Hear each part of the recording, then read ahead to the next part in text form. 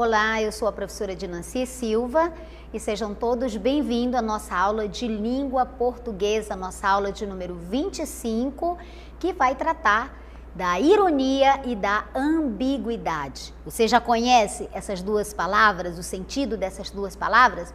Hoje nós vamos desenvolver a nossa aula em torno desses dois conceitos. Vamos lá então, para iniciar, observe então essa figurinha aqui com esse texto. Bom dia, João, como sempre, pontualmente atrasado. O que foi que você observou aqui? Você observou uma ironia, né? Pontualmente atrasado. Olha só, na escrita, né, na fala, nós já percebemos que tem uma ironia e na escrita também, por conta da expressão que está grafada aí. Muito bem, então vamos agora conhecer o conceito de ironia. Vamos lá. Conceito de ironia. Muito bem. A ironia é um conceito, uma definição que é herdada do grego, significa o ato de fingir.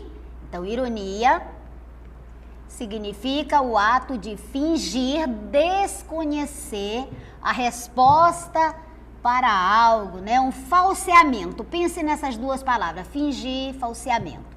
Então, ironia, né? Lá do início significa isso. Também a ironia, né? Ela se presta para isso, para funcionar como uma ferramenta, um recurso linguístico pelo qual se faz uso de palavras que são o contrário do que realmente se quer dizer. Isso aqui você tem que grafar. O que é mesmo a ironia? É aquele recurso linguístico que você diz exatamente o contrário do que realmente você está querendo, pensando em dizer. E serve para quê? Geralmente para demonstrar humor, também pode demonstrar irritação ou aborrecimento. Então, olha aí a função da ironia: demonstrar humor, demonstrar irritação ou aborrecimento, e ela consiste exatamente naquilo que nós dizemos que é dizer exatamente o contrário, o oposto do que nós estamos pensando. Olha, é muito simples entender o conceito, a definição de ironia. Muito bem. Seguindo, nós vamos ver também onde ela é aplicada, como é que ela pode ser entendida. Olha, então a ironia também ela é uma importante ferramenta, um importante recurso. A ironia também se constitui nesse importante recurso de crítica social. Ela também é empregada para isso, né? Especialmente na literatura, né? Então, é um recurso muito comum na literatura. Você gosta de literatura? Se gosta, eu já vou apresentar para você o fragmento de um texto onde contém muita ironia. Vamos ver se você percebe as ironias contidas nesse texto? Já sabe, ironia consiste em dizer algo exatamente o oposto, o contrário daquilo que eu estou pensando, mas que tem pistas ali para você entender. Então, vamos lá. Ok, vamos então ao vídeo. Negrinha era uma pobre órfã de 7 anos. Preta? Não. Fusca, mulatinha escura, de cabelos russos e olhos assustados. Nascera na senzala, de mãe escrava, e seus primeiros anos vivera-os pelos cantos escuros da cozinha, sobre velha esteira e trapos imundos. Sempre escondida, que a patroa não gostava de crianças. Excelente senhora, a patroa, gorda, rica, dona do mundo, amimada dos padres, com lugar certo na igreja e camarote de luxo reservado no céu. Uma virtuosa senhora, em suma, dama de grandes virtudes apostólicas, esteio da religião e da moral, dizia o reverendo. Ótima a dona Inácia, mas não admitia choro de criança. Ai, punha-lhe os nervos em carne viva. Então, vocês perceberam nesse fragmento de texto de Monteiro Lobato a presença de vários aspectos ali, mostrando a ironia, né? Falando da dona Inácia, né? Como era uma excelente senhora, ótima a dona Inácia. Vamos ver o texto, então. Olha aqui, ótima a dona Inácia. Veja, ótima. Mas não admitia choro de criança. Ai, punha ali os nervos em carne viva, mas não admitia choro de criança. Como assim? Ótima, mas não admitia choro de criança, não é? Ah, que pessoa maravilhosa.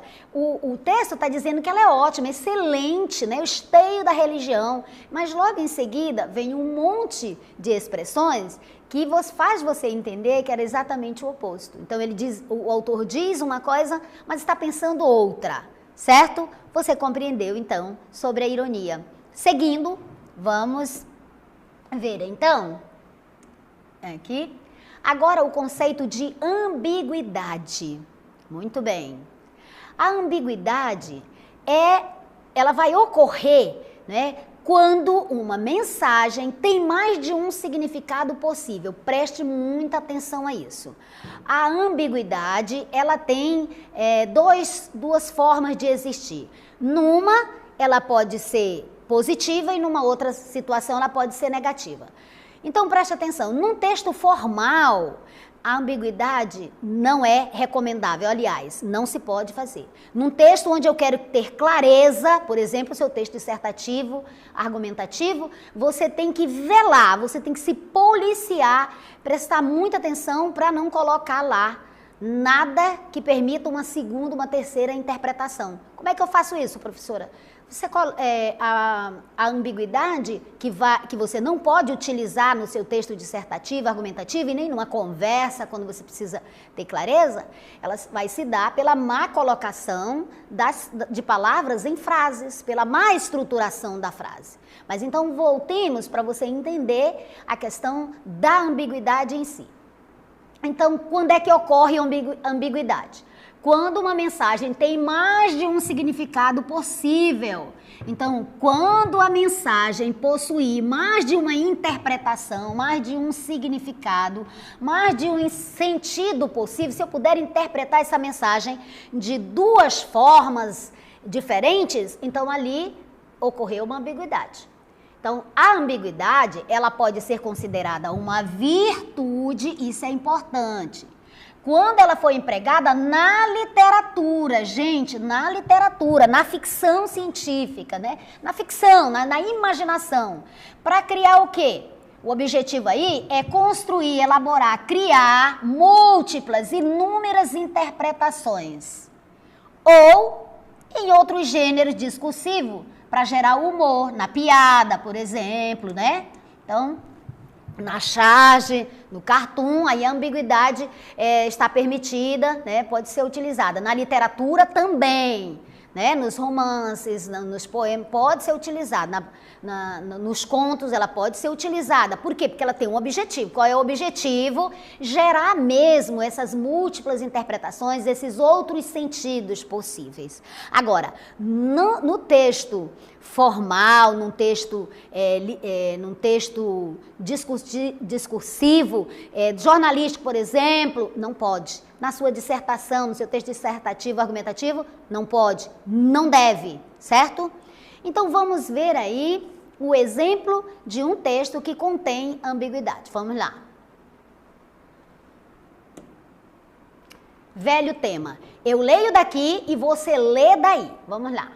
Só a leve esperança em toda a vida disfarça a pena de viver, mais nada.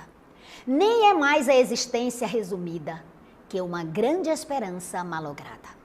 O eterno sonho da alma desterrada, sonho que a traz ansiosa e embevecida, é uma hora feliz, sempre adiada, e que não chega nunca em toda a vida. Essa felicidade que supomos, árvore milagrosa que sonhamos, toda arreada de dourados pomos, existe sim, mas nós não a alcançamos, porque está sempre apenas onde a pomos e nunca a pomos onde nós estamos. Então, esse texto, por exemplo, está cheio, está pleno de ambiguidade. Por quê? Porque precisamos expressar, o autor precisa expor outros significados, múltiplos sentidos e significados. Na literatura isso é possível, é permitido e deve ser assim. Agora, em textos como estes que nós vamos te mostrar, em textos de informação jornalístico, nos livros didáticos, né? A ambiguidade não é bem-vinda. Não pode, tá, gente? A ambiguidade não é bem-vinda. Por quê, professora? Porque ela vai gerar problemas na compreensão do sentido. Então, uma das primeiras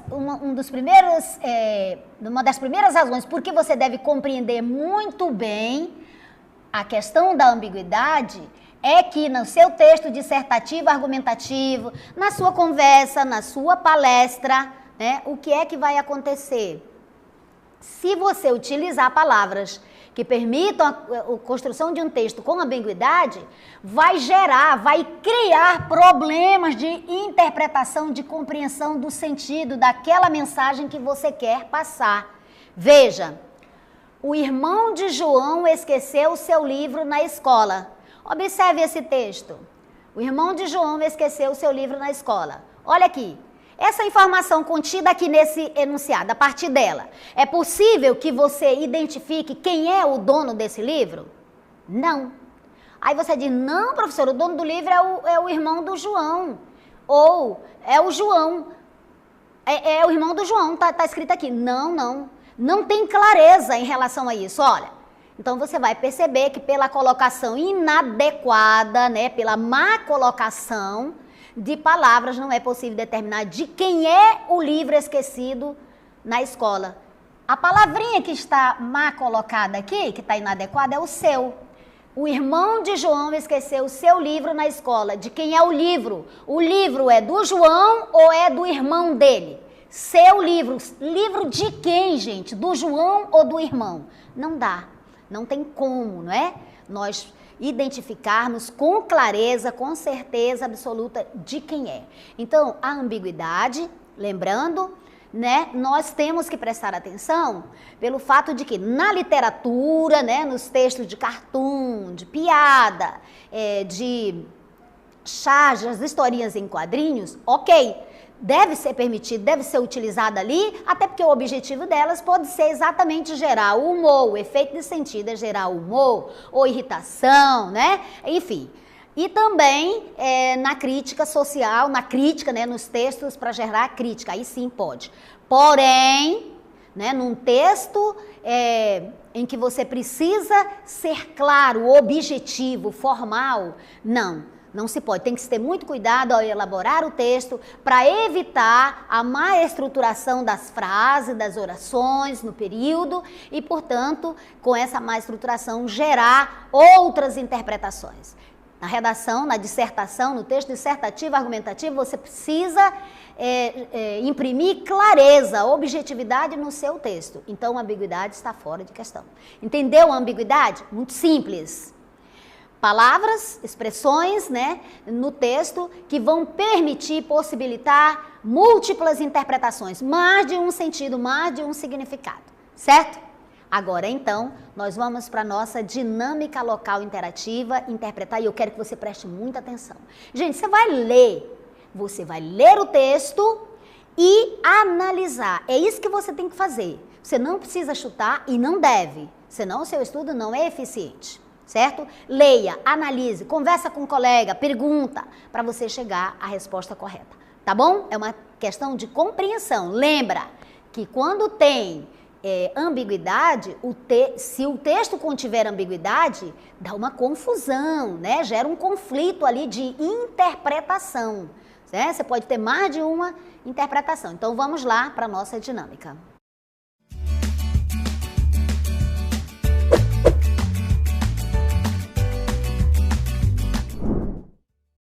Olha aí, eu deixo a questão com você, então você vai ler o texto e responder. Acredito que temos duas aqui, então você lê e responde, eu volto já já.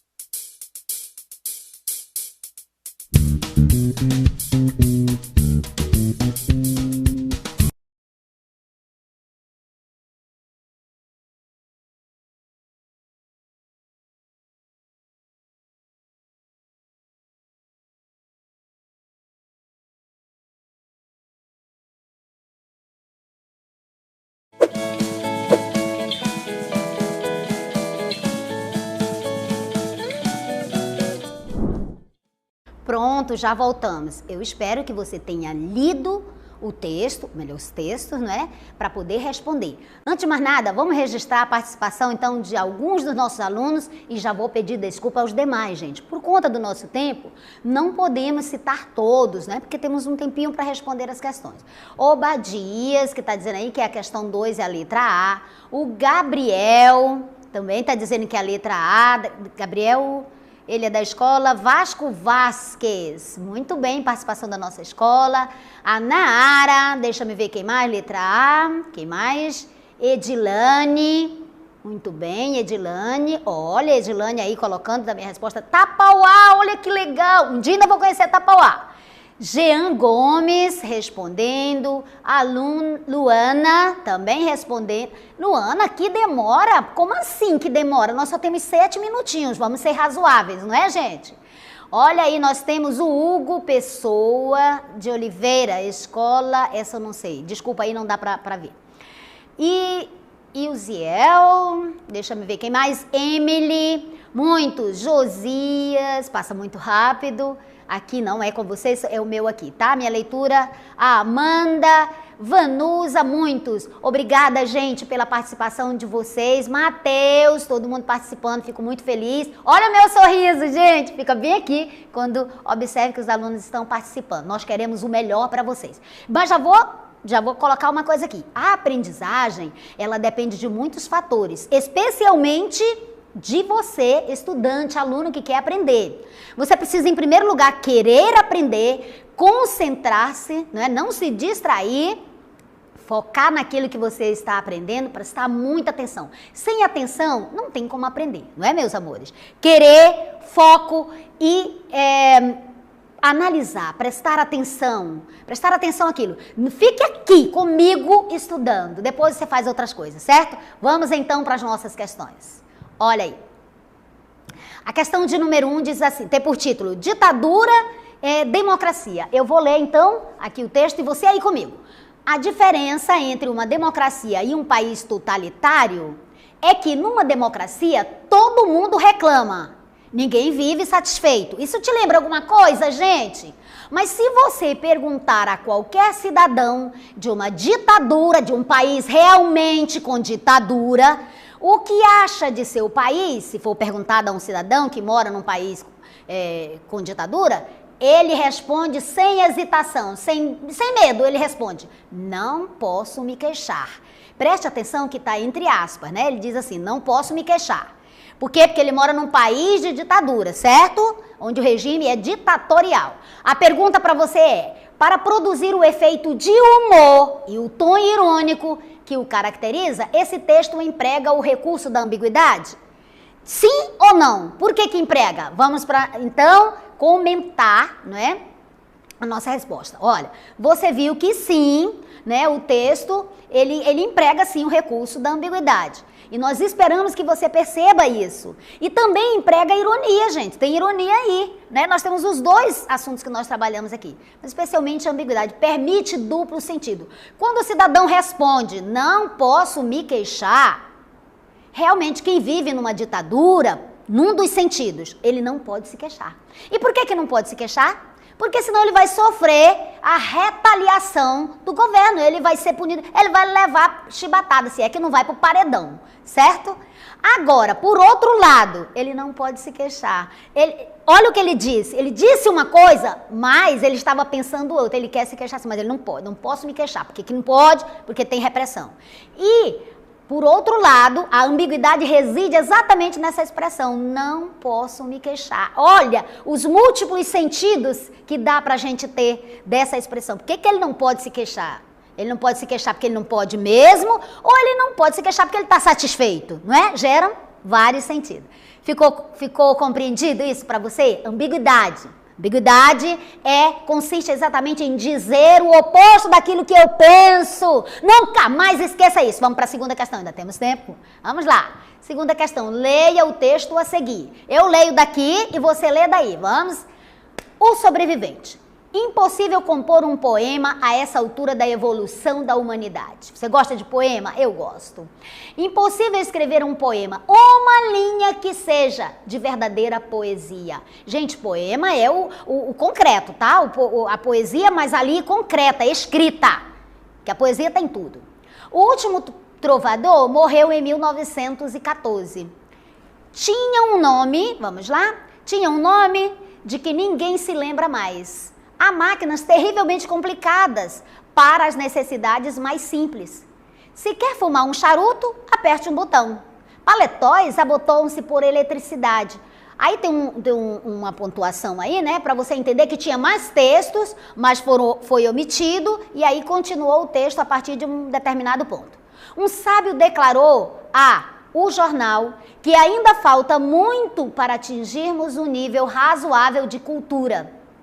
Mas, até lá, felizmente estarei morto. Os homens não melhoraram e matam-se como percevejos.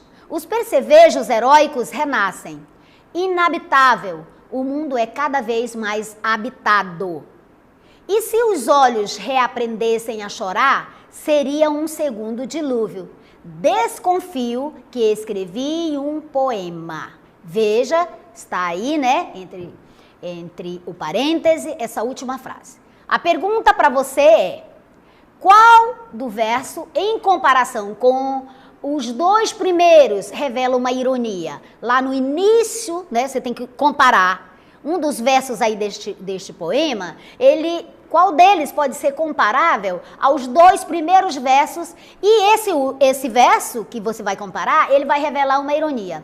Seria a letra A, desconfio que escrevi um poema? Seria a letra B, e matam-se como percevejos? Letra C, o último trovador morreu em 1914? Letra D, paletós abotoam-se por eletricidade? Bem, eu vou parabenizar você que assinalou a alternativa A, não é? Vamos colocar o nosso gabarito no A. Olha aí, alternativa A. Não é? O que é a ironia? É a figura de linguagem que tende, pela leitura contextual, expressar o contrário do que foi dito pela materialidade textual. Então, foi dito uma coisa, mas pensava-se outro, o contexto já te induziu a outro. É isso, meus amores. Fico muito feliz de ter estado aqui com vocês. Obrigada por esse privilégio. Nos vemos na próxima aula. No Praticando, não falte, venha com muita vontade de aprender, que eu estarei aqui te esperando com toda a minha alegria. Tchau, tchau.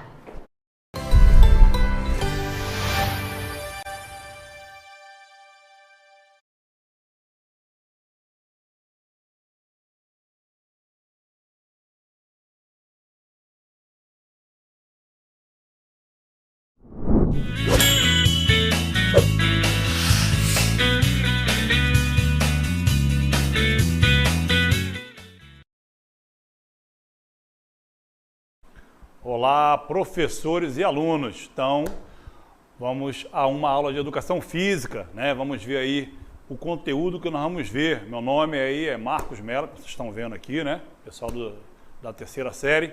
Então, vamos ver qual é o conteúdo desta aula. Vamos lá. Tá aí, ó, aula 26 de educação física. O que é ginástica, ok? Então, nessa aula nós vamos ver aí o que seria ginástica, vamos ver as modalidades de ginástica que nós temos.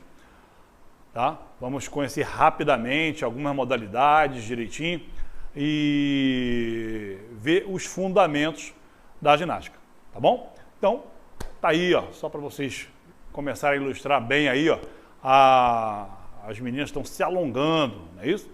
Mas vamos entender o que seria ginástica. Tá aí, ó, tá? A ginástica é uma atividade integrada por um sistema de exercícios especialmente escolhidos, que requerem força, flexibilidade e agilidade. Podem servir tanto para competições como para recreação. Então, a ginástica, ela pode trabalhar esses dois lados, tanto a parte competitiva como a parte de recreação, ok?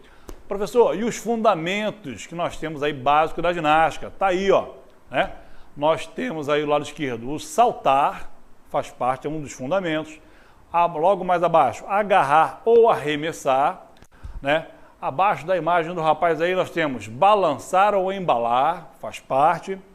logo aí do lado direito, na direção aí das pernas, temos o rolar e girar. E por último, né, na parte superior do lado direito, equilibrar. Então, esses aí são os fundamentos básicos da ginástica, de qualquer ginástica, tá? E aí nós vamos conhecer, vamos ver o que seria aí, ó, a ginástica escolar e a ginástica competitiva. Qual a diferença de uma para outra? Então tá aí, ó.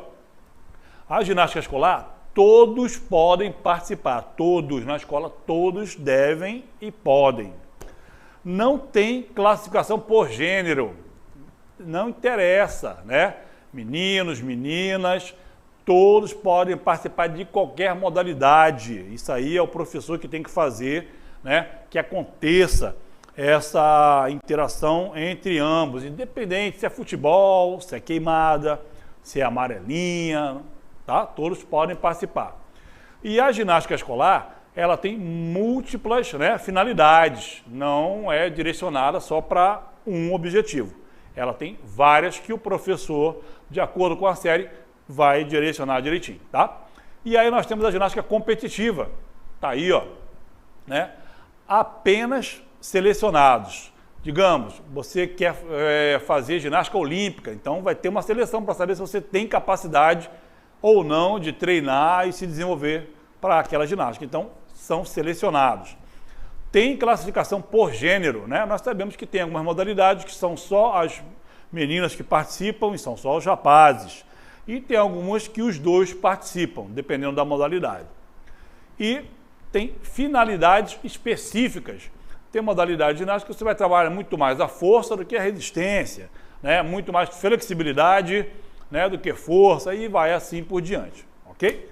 E agora nós vamos ver aí os tipos de ginástica, tá bom? Vamos dar uma olhadinha, ó. Vamos começar com a ginástica calistênica, aquela ginástica que eram praticadas antigamente, né? Nas imagens, ó, ainda é praticada, né? No meio das pessoas das Forças Armadas. Ainda tem alguns que praticam, né? Mas está aí, ó, ginástica calistênica. Foi uma das mais praticadas há alguns anos atrás. Nós temos aí, ó, a ginástica artística também, ó. Tá aí, ó. Ginástica artística é uma das modalidades de atividades esportivas feita com exercícios físicos sistematizados, né?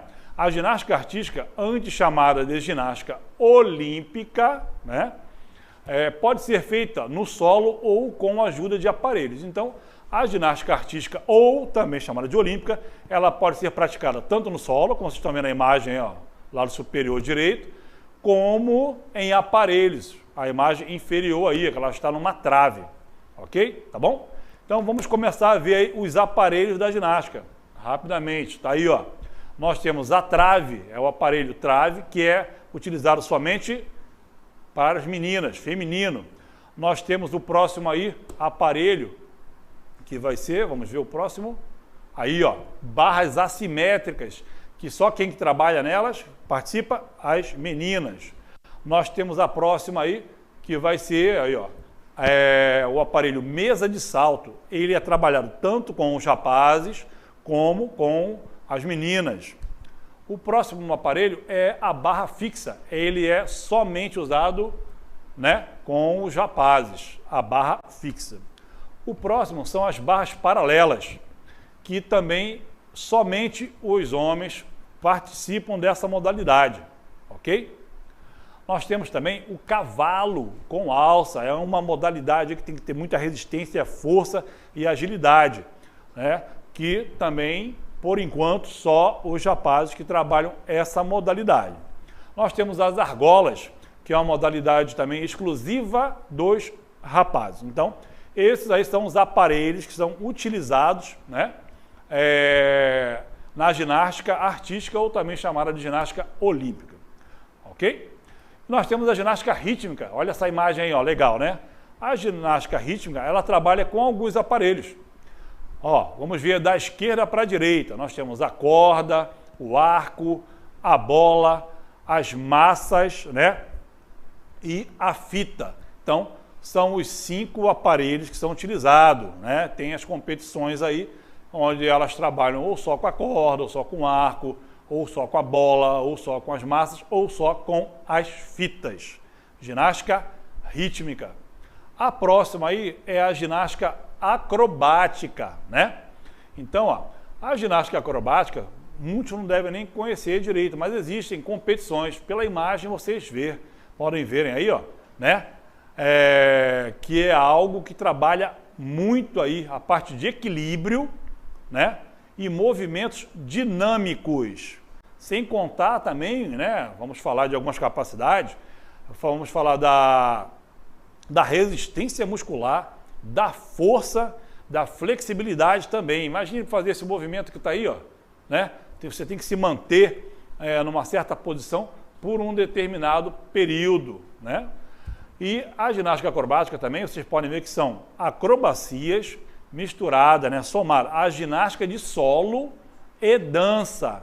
Então, elas fazem os movimentos dela de acordo aí com o ritmo, né? Colocado ali através de uma música e inserido numa dança, ok? Então, essa é a ginástica acrobática.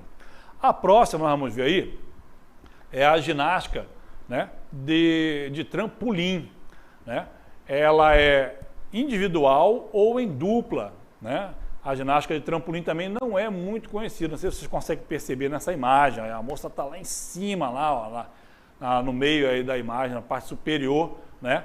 E o trampolim está logo abaixo. Então, a ginástica de trampolim, ela tem algumas modalidades. No caso aí seria, né, o trampolim individual, tá? O trampolim sincronizado, o duplo mini trampolim e o tumbling, né? São as modalidades aí que nós temos para ginástica, né, de trampolim.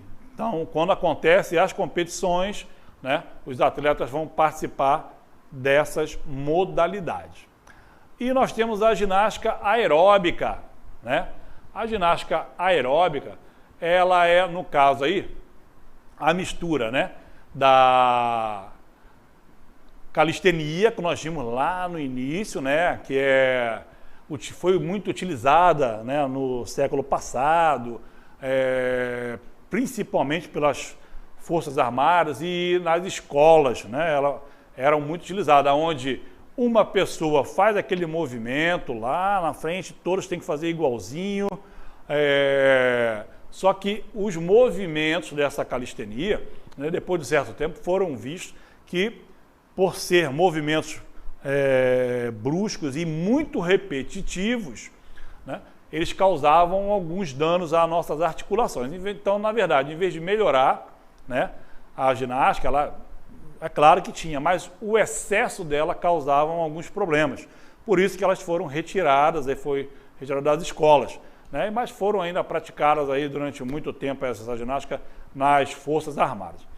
E aí, voltando lá, vamos ver ali, ó, é a calistenia mais a dança, né, que acontece de uma certa sequência aí, ó, de sequências dinâmicas, rítmicas e contínuas de movimentos de baixo e médio impacto. Ah, professor, então o senhor está querendo me dizer que as aulas que eu faço de ginástica aqui lá na quadra poliesportiva, toda quarta-feira, toda quinta, né, ou lá na academia, eu estou fazendo uma ginástica calistênica e vai me causar algum problema? Veja bem, não é isso, né? Hoje em dia, tem algumas aulas de ginástica que você for analisar, calistenia, mas não é praticada da mesma forma como antigamente. Você pode ver que o professor, ele monta um plano de aula ali para que não aconteça aquela repetitividade do mesmo movimento, com cargas.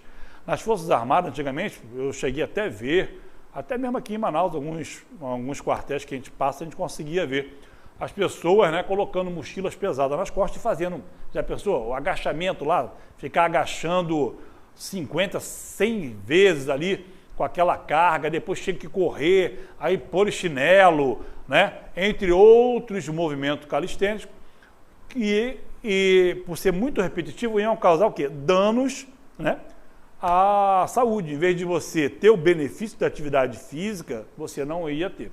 O que acontece hoje nas academias, com algumas modalidades é que as ginásticas de hoje são estudadas. Então, assim, são movimentos calistênicos, tem muitos, mas eles estudaram e montaram aulas de uma certa forma que não vá prejudicar o seu organismo, ok? Então, a ginástica aeróbica, ela tem hoje essa finalidade, né? E ela é estudada, algo que naquela época não tinha muitos estudos. A educação física, ela não era muito abrangente, né? Como é hoje. Hoje a educação física, ela tem como colaborar e muito para qualquer tipo de ginástica dessas que nós vimos aí no decorrer da nossa aula, né?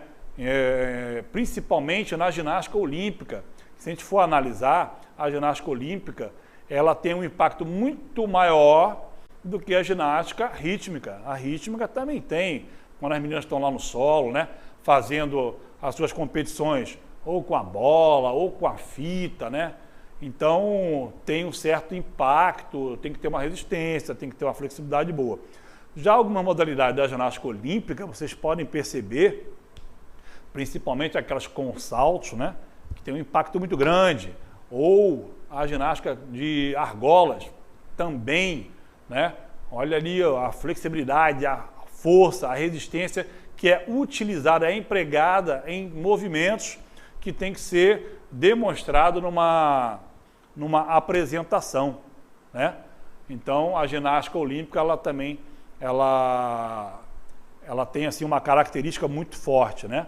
E a rítmica, como já diz o nome, né? A rítmica, ela tem que trabalhar um ritmo, é colocado uma música, você tem que seguir aquele ritmo ali, né? E tem que desenvolver alguns movimentos que são padrões que vão dar o conceito, uma pontuação para atleta, tá? Nós também falamos da ginástica acrobática, que é uma modalidade que muitas pessoas nem conhecem, mas existem competições, né, entre vários países e participam mais de uma pessoa ali naquele momento, né, tendo que fazer a junção ali, como nós vimos, né, trabalhar a dança, trabalhar uma ginástica de solo, com movimentos ali parecidos, né, com a ginástica rítmica, onde vai trabalhar também várias capacidades ali, ok? Tá bom? Então esse aí foi o conteúdo, né? Vimos o conceito, vimos os fundamentos e as modalidades que nós temos aí no nosso dia a dia de ginástica, ok? E agora nós vamos para a nossa interatividade, vamos lá.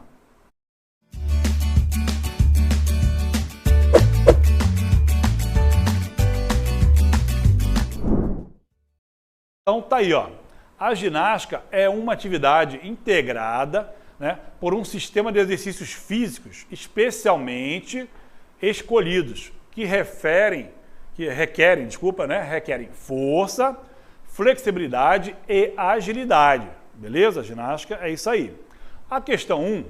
Qual das modalidades de ginástica que vimos em nossa aula é mais direcionada ao condicionamento físico, saúde, emagrecimento e de fácil acesso? Tá tranquila essa aí, hein? Vou olhar já ali no chat. E a questão 2, qual das modalidades de ginástica utiliza cama elástica? Também tá tranquilo, tá? A gente volta já para ver a resposta de vocês aí pelo chat. Vamos lá.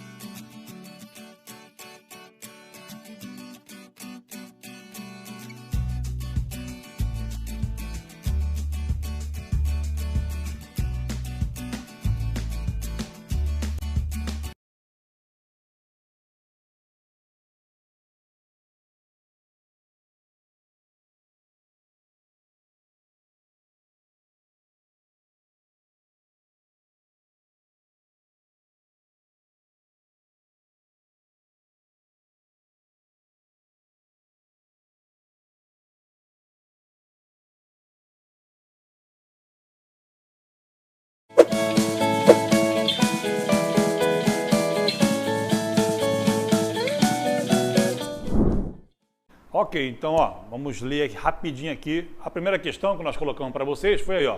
Qual das modalidades de ginástica que vimos em nossa aula é mais direcionada ao condicionamento físico, saúde, emagrecimento e de fácil acesso? Todas vão proporcionar condicionamento físico, saúde e emagrecimento, né? Mas de fácil acesso, né? Não são todas. E a 2, qual das modalidades de ginástica utiliza cama elástica? Essa aí é bem direcionada, tá bom? Então, eu estava vendo ali no chat, a grande maioria ali estava tendo uma unanimidade em relação às respostas, né? E alguns, eu acho que de repente ainda não se decidiram, é isso? Nós vamos dar uma olhadinha no chat de novo.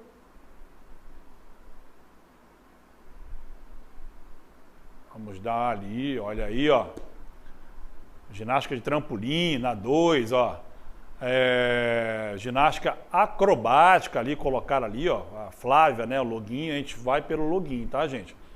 Aí, deixa eu ver mais alguma mais embaixo, o que estão falando. Ali a Thaísa, né? Colocou ali a 2, dá para subir um pouquinho para a gente poder ver? Mais para baixo. O professor Kim ali fez uma observação, né? Escrevam só a resposta. Tá ali, ó. Coloca 2. Aí, ó, o Jennifer colocou ali 1, ginástica aeróbica.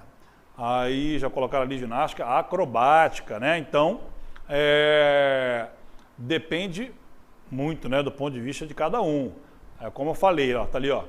O Gabriel colocou a questão 2, ginástica de trampolim. Então, assim, depende muito do ponto de vista, como eu comentei. Todas as ginásticas, professor, vai causar um condicionamento? Vai, né? Todas as ginásticas vai lhe proporcionar uma melhora na sua saúde? Vai, né? Dependendo do nível dela, se é de competição ou não, ela vai lhe proporcionar. Mas aí vem aquele detalhe, qual é a de fácil acesso, né? E é ainda mais direcionada para que você quer emagrecer, quer de repente melhorar a sua capacidade cardiorrespiratória, né? Então, aí não são todas, ok? Tá bom? Então, vamos ver lá no gabarito, o que seria aí, ó. Na questão de número 1, o certo seria o quê? A resposta, ginástica aeróbica, tá? O gabarito da primeira questão é a ginástica aeróbica. Essa que você faz aí, ó, na quadra poliesportiva perto da sua casa ou lá na academia que você vai, né? A ginástica é classificada em 2 modalidades, as competitivas, né, onde existe competição, né, e as não competitivas, tá? Que ela tem aí, ó, a ginástica muitas vezes é procurada para quem quer melhorar o corpo, emagrecer ou até mesmo fortalecer os músculos, né? Como também melhorar o aperfeiçoamento mental em forma de relaxar a mente.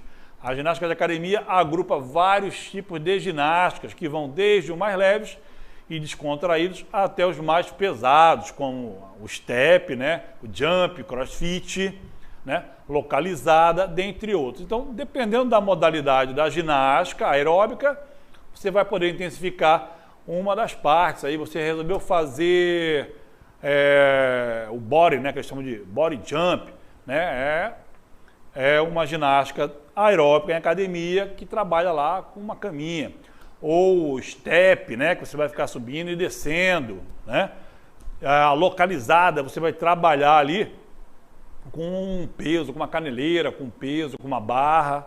Então, existem várias modalidades da ginástica aeróbica que vão lhe proporcionar o quê? Uma melhora na sua capacidade cardiorrespiratória, vai melhorar a parte muscular, vai trabalhar a sua parte óssea também, vai lhe ajudar.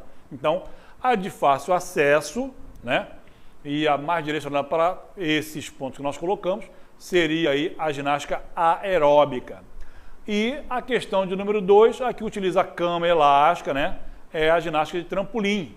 Dentre todas aí, né, que nós colocamos, que são a parte de competição, a maioria, é a ginástica de trampolim, inspirado na cama elástica presente na prática circense. A ginástica de trampolim é um esporte que foi criado nos Estados Unidos, aí, ó, no início do século XX. A ginástica de trampolim até 1998 tinha um órgão específico para organizar a modalidade e suas competições, a Federação Internacional de Trampolim. Olha aí que legal, né? No entanto, em 1999, o trampolim passou a ser de comando da Federação Internacional de Ginástica, a qual também organiza a ginástica artística e rítmica desportiva, ok? Então tá aí a resposta das duas questões aí da nossa interatividade e até a próxima aula.